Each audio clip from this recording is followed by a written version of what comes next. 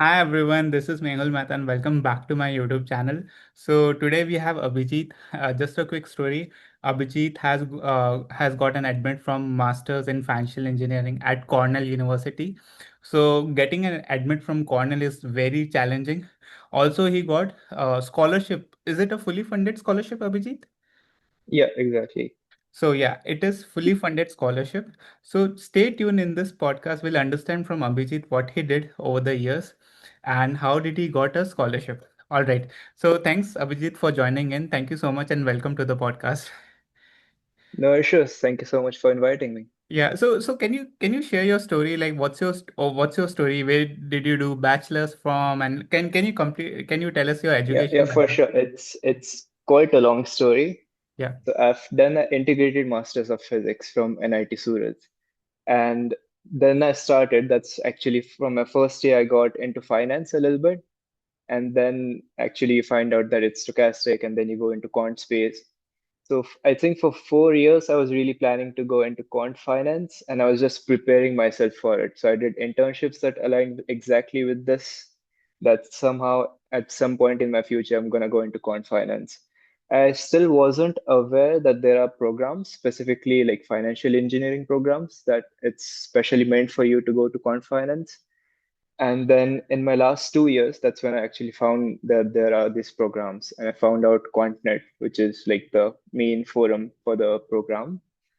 And then for the last 2 years, I tried to do research in similar areas that kind of fits or makes my profile fit for the role. So I divided into three sections. It was always either data science, finance, or your mathematics. And I tried to have these three somehow balanced, so at least enough that I could apply, and it seems good enough for the masters. Right. So when you say And then, Yeah, yeah, just a again, quick go on. question. So when you say integrated masters, so can you specify more on it? Like from where did you do it? And like when you say integrated masters, is it like bachelor's plus masters, right?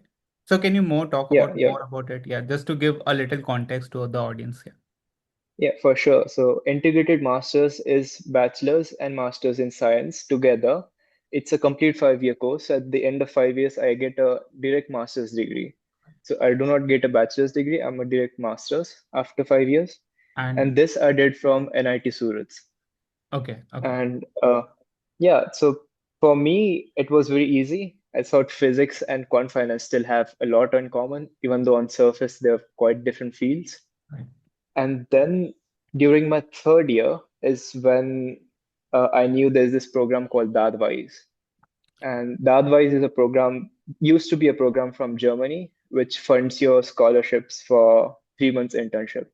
Okay, And during this third year, that was the first time I started applying for this internship, and I wanted something in stochastic. So I applied for all stochastic professors. I was like, I want to do a research internship. And then at the end of third year, so during my third summer, I went to Germany for my internship. And then we also have this 5th year program in our university that you can do your thesis externally. So once I finished my internship, I just asked my professor, can I still continue the project and do my thesis here? And he was kind of cool with it. So we continued the same project for the next year. And during that, I also applied for master's programs. And one of those were Cornell. And yeah, I did the whole application process. Fortunately, I was selected. And that was my initial plan to go Cornell. okay. So just to summarize, you went to NIT Surat for a 5 year master's degree, which is like 4 year bachelor's and a 1 year master's. So you did a research internship in in between, and then you asked the professor at Germany to Mhm. basically give you extend it to a thesis work, which is a complete 1 year thing, right? So you Yeah. basically at the end of fourth year, so which is your complete fifth year, you spent at Germany doing this thesis work, right? Mhm. Okay. Exactly. Yeah. Now, how many universities did you apply, and from how many universities did you get an admit? If you can I tell. think Yeah. Yeah. I applied to around 9 universities and I got admit in I think four of them. Okay. Do you mind telling the names if it's fine? Yeah, Yeah. yeah, for sure. So maybe I don't remember exactly all of them, but it starts Princeton, Okay. MIT, Cornell, U Chicago, Baruch, then NCSU, Fordham, and Georgia Tech, and there's one more that I'm missing. Dude, And you have amongst gotten these, from all the major universities, right? no, no, these are the applications I made. These are Oh, okay. the 9 applications. Okay. Yeah, exactly. I Sorry. was selected in then NYU, Fordham, Cornell, and NCSU. Wow. Wow. That's all that Yeah. those all are great universities. So have you also did you also give GRE, TOEFL, and like what was your GPA? I gave GRE on TOEFL, but I couldn't prepare for my GRE. So I Okay. didn't score well in my English, so I decided to not submit my GRE score anywhere unless it was mandatory. I think it's a mandatory in few colleges, but not Yeah. all of them. And for my TOEFL, yeah, I just scored decently well. I think that was good enough. Okay. But do you mind telling us a range or something if you're comfortable Yeah, or yeah. TOEFL I scored 103, and I think GRE I scored around 320. okay. Okay. 320 is good, right? I mean, it's not that bad. I think for MIT, Princeton, when I saw the average scores, it was really like 335, 330. So I chose not to set my score because even if it's good enough, it's not, I think it bends your profile a little bit if all of your other aspects are better. Okay, okay. And you said like you got a fully funded scholarship, right? Yeah, And this and so this is just to give all of everyone who's listening to this podcast. So I and yeah, Abhijit for were sure. talking. So this scholarship is not from Cornell, but some external source, right? Right, Abhijit? Yeah, So can yeah. you tell more about it? How did you get the scholarship? What are the procedures for it? And how many scholarships have you, if you have like seen like more Mhm. scholarships like this available? Yeah. Yeah. I think so. At some point, I sat down to find all the scholarships because these programs are not cheap. So I had to find something. There are a lot of scholarships like JN Tata and Mahindra that fund externally, but they are partially funded. The scholarship I got was a state scholarship. It's a Maharashtra state scholarship, and it only applies for people from Maharashtra.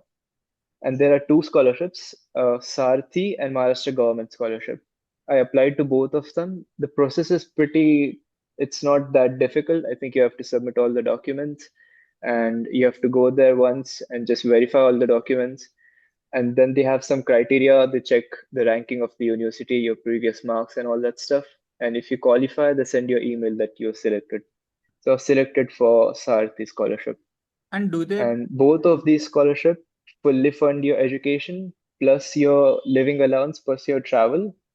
The only caveat with Sati is that on bond you have to come back to Maharashtra yeah, and you have to, I think one of these you have to serve 10% back in the span of 5 years. okay, okay. Also, so when you mentioned that you got the scholarship, right? Hmm. Because I remember like Maharashtra government scholarship because I was recently talking to someone who is from Maharashtra, like she's applying for this scholarship. So so Hmm. quick question is there anything on the caste like you should belong from a specific caste? Second is Uh, yeah. And yes, second, yes. is I there any, think yeah, are there any procedures that it should be? What I remember was it should be like top 50 universities or something like that. Yeah. mhm. So both of these have a requirement that QS ranking should be under 200. And then I think Maharashtra government scholarship is for everyone, if I'm sure. And the Sati is specifically for a specific caste called Maratha.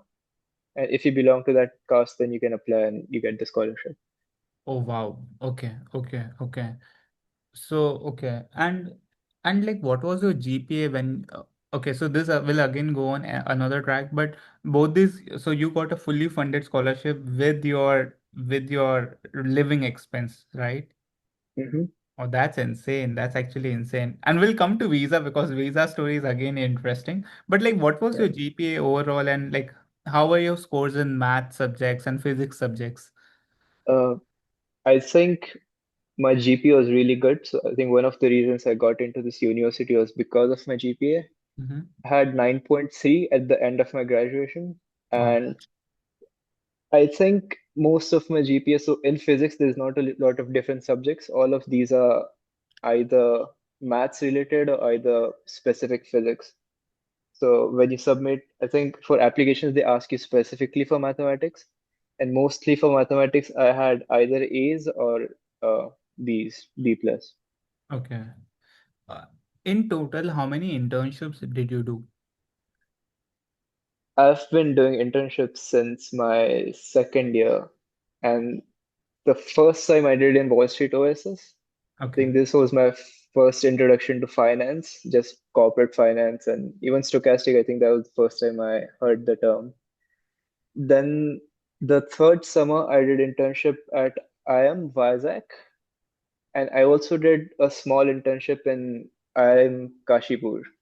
These were both, so IIM Kashipur was just a literature review, but IIM Vizag was using machine learning and finance, somehow trying to combine these both things. So So, this internship was also one of the things that I highlighted in my application. There was like really something that's kind of quant in nature, even though it doesn't have, say, proper models. It was just some ML model on news sentiment, but it still worked as some project that I did, which seemed to align with quant. And the final internship was, again, I had one internship during my thesis, which was research assistant. And before that, I had a summer internship, which was just in neural networks. And both of these, I would say, were quite different. Even though the professor was stochastic, the project we ended up doing was specifically neural networks. And it was a lot more abstract maths, which I'm not sure if it applies directly to quant, but I think it still builds your rigor and still helps otherwise.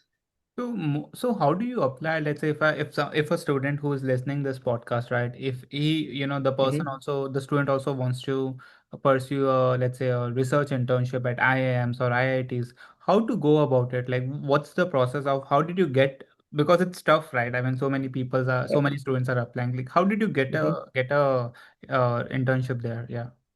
I think one thing that really helped me was because in my university, a lot of students go for research internships.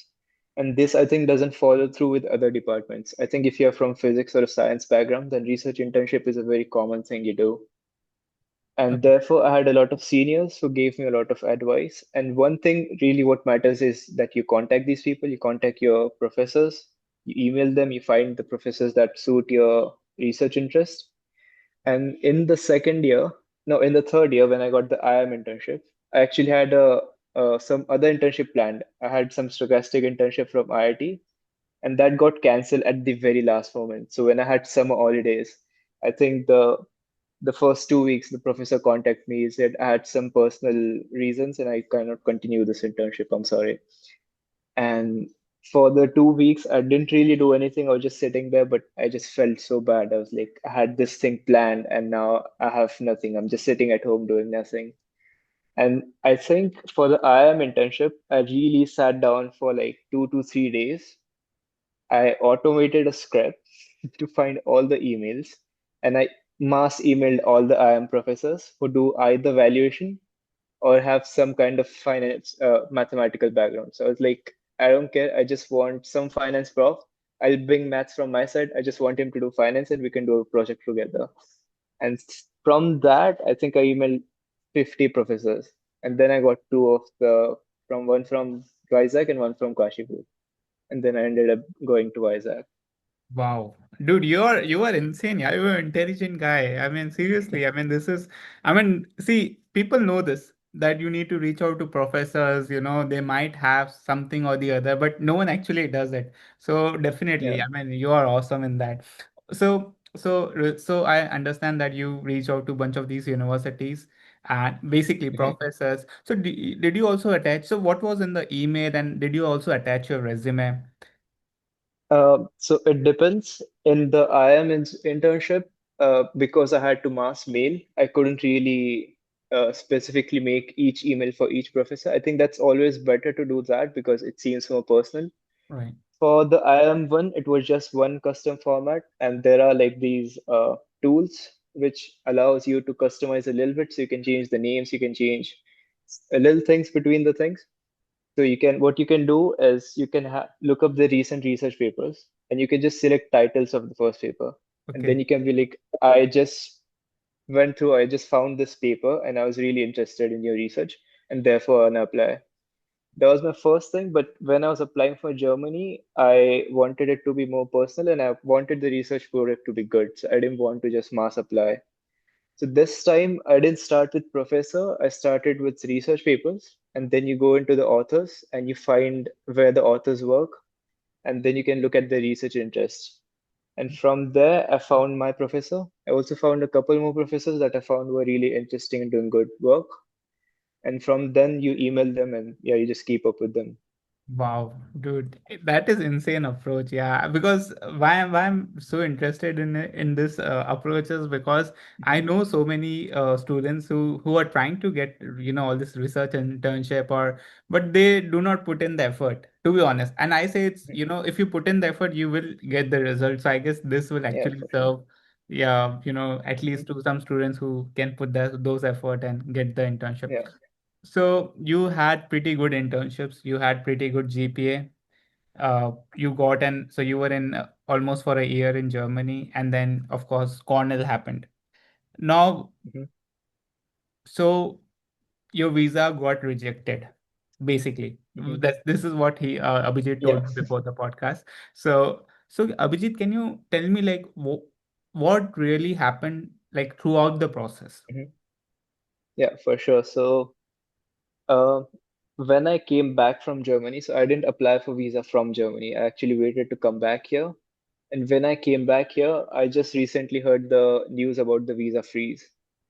And then I was just sitting there waiting for the appointments, and it was just frozen for I think a month. Mhm. Then they started um, issuing slots to some people, but it was really few. It was like under 10 slots, under 50 slots. And there were these groups that I joined, and I found out that there are really like more than 50,000 people. And if you're looking for 10 to 15 slots and it's 50,000 people, I really had no chance for it. And then I heard that you're allowed to apply, not anymore, but you were allowed to apply outside of India back in the time. So I looked at Singapore, Vietnam, and Singapore had a lot of slots. So I was like, this is a large ditch effort because I don't want to defer and then I don't want to do the same thing again next year. So I'm just gonna wing it. I'm just gonna go Singapore. Even if I get refused, it's fine. It's just a shot in the dark. Then I applied for Singapore. There was this group from Singapore. We all went to Singapore, and my interview was 11th of August. I thought the interview went really well because I was giving him all the answers, and I prepared exactly the same answers, and I felt like I was giving them decent answers. But at the end of it, they just gave me a slip. They were like, "Sorry, we can't proceed with your application," and I was like, "Oh, that's bad." But one thing that really helped me was I came outside. I think it's a bad thing, but still, I had 4 or 5 friends, and everyone was rejected. I was like, okay, cool. Everyone was It's rejected, you said, just sorry? everyone was rejected. I think that day, in the whole thing, amongst like 10 people, one of them I knew was actually selected. All of them were rejected for some reason. Was it because you all went to Singapore? Like, what was the reason for it? They don't really give you a reason. They just hand you a slip and it just says that intent to return or something is not valid. But yeah, if I had to guess, that could be one of the reasons is that you're willing to go elsewhere. That means you really want to go USA, and maybe that's a red flag. Okay. But there's more to the story because we all decided let's reapply. We have already spent so much money. We have already come to Singapore. Let's just reapply in 2 days because there are a lot of slots available in Singapore. Let's just do it. Let's just find what happens. So we reapplied, and during those 2, 3 days, we really just hammered down all the interview questions. One of us also had like consultant, so we really hammered each answers, each questions. And then again, we all went there, and I think all of us were still rejected. None of us was selected. I think there was one guy who was selected first, and then afterwards, after social media screening, he was rejected. Okay. But Wow. all of them rejected. One question that they hammered on for the second interview was why the transition from physics to finance. And I Okay. still try to So my basic answer was there's a lot of common grounds between physics and finance, and I've been doing a lot of stuff in finance. So it really is of interest to me, but it's still they just they weren't convinced enough. I felt like they were like, you have already done a master's and now you're trying to do another master's. That seems, at least it felt to me that it seems like I'm just trying to go to US. Okay. Man, it's tough. Yeah. I'm so sorry Yeah. to hear this. Actually, you have gotten into best university. Cornell is like best. And I don't know. Yeah. I mean, visa issue. Yeah. I understand there are things going on and of course restrictions and stuff like it. And Mhm. yeah, I'm so sorry. I Like what? think Yeah. So what? therefore this degree in itself also I felt like it seems like a red flag because quant finance is a very specific program. It's very specific to US, and there's a lot of US is well known for these kinds of industries. Like banking is famous in US. Right. So I think that could also be one of the reasons that you're doing this degree just to get a job in US. But Mhm. yeah, no one really knows. So what are your plans, right? I mean, now you are back in India, right? Yeah. So what are your Uh, plans? Have you decided anything? I'm just curious to know, yeah. yeah, I think for like 2 to 3 weeks, I didn't do anything after the interview. I just came home. I was like, I'm done. I really want to just take a break from everything. But after that, I contacted a few people who were doing just other stuff and just to get some advice. And one option is always to get a job, just to get a job and start working. Uh, one option is to do a PhD, which for me is very viable because I've already done masters, so I could do a PhD in either quant finance or just applied mathematics. That also works for me. And since then, I think I've only tried for jobs, but I've also only tried for jobs in Europe because I felt like I have some background in Europe, especially in Germany. Right, I tried contacting some people, and from there also I've heard that it's usually very difficult to directly apply for jobs. It's better if I apply for like a RA position or a PhD positions, right, then a transition to a job. So I'm currently either thinking of that or either trying to go directly into quant, which always is a very difficult thing, I think. right, right. I mean, man, you are an intelligent guy. You should get something. Yeah. I guess you will get something soon. Yeah. So, like, what would be your advice? I mean, of course, you prepared so much. Now, I don't know, yeah, how you feel, but if I was in your situation, I would have felt extremely bad. Like, so, like, what would be your suggestion to students? There are so many people, students applying, like, Yeah, for sure. yeah. So I think for me, it was always I never knew if I would actually go to Cornell because I didn't have funds and I wasn't relying on scholarships, but I thought if I don't get my loans, I'm not gonna get to go. And during the initial phases when I got the Cornell, I was applying for loans and I didn't hear back from anyone because I didn't have a collateral, I didn't have like a proper cosigner.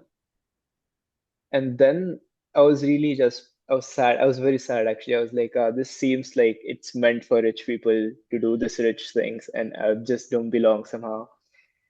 And I think after a week, when I just was in my own thoughts, I realized that it's not that big of a deal. Really, if you zoom out, it's okay. Like, things don't work out for some people. It's fine. It's a very cliche statement, but I really realized that there are people who don't get food and they don't get to complain. I can't sit here and be like, I don't get to go Cornell. This is not a big deal. This is fine. Things happen in life and you have to continue somehow. Wow, And that's man. where I stand right now. I I think mean, you it's are fine. extreme. I think, Yeah, you are extremely intelligent, positive, right attitude. I mean, you will grow, yeah. I mean, I personally feel that you will grow a lot in life. I feel this is the attitude everyone should have, yeah. So, but yeah, for man. sure. I I mean, mean, yeah, it's really hard when you're going through it to realize this because even if you know it in theory that, yeah, it's fine, it's not bad, but it still doesn't feel fine because you have put in so much effort throughout the years and you're like, suddenly I don't have anything. But at the end of the day, it's okay. I think it's fine. But thanks, man. Thanks, Abhijit, for joining in today. I actually do not have any other questions. I just wanted to understand your profile. Also, okay, I'll ask you one thing. So on the LOR side, right, letter of recommendations. Hmm? So like, how many LORs did you take, and like, how was it? Like, did you take from like which all Oh, professors, or was it also from a workplace, or like how was it? yeah. So I took one from my German professor Okay. and one from my professor back at university. And yeah, I just asked them, could you send LORs to these things? And for the applications, I think they send the emails to the professors, so we don't really get to interact with anything. Okay. Uh, yeah, I think they didn't really ask me any questions. They just submitted the LORs. So you did like two LORs, you or like three LORs? Two, all of them. I think two is the minimum requirement. I just did two. Yeah. Okay, okay, perfect. No, But wait.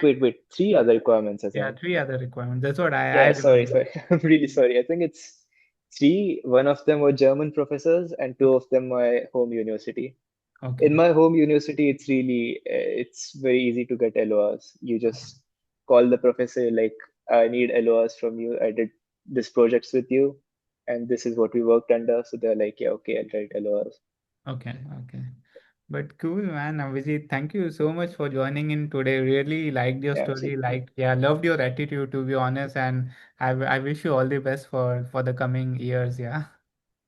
Yeah, thank you, man. I really like being here as well. I think this is my first podcast. Oh, really?